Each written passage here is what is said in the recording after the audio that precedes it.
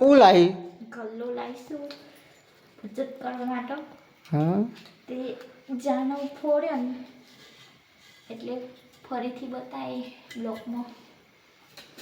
અત્યારે જે વાટવાના પૈસા છે એ બધા ગલ્લામાં નાખું છું હું, ભેગા કરેલા છે છૂટા છૂટા. હા કેટલા અસી કેટલા 2000 3000 જેવું.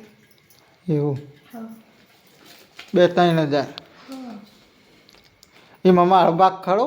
ના અમારે એકલીનો કોઈ નહીં. પણ યાર પરચુરણ તો મારીશ.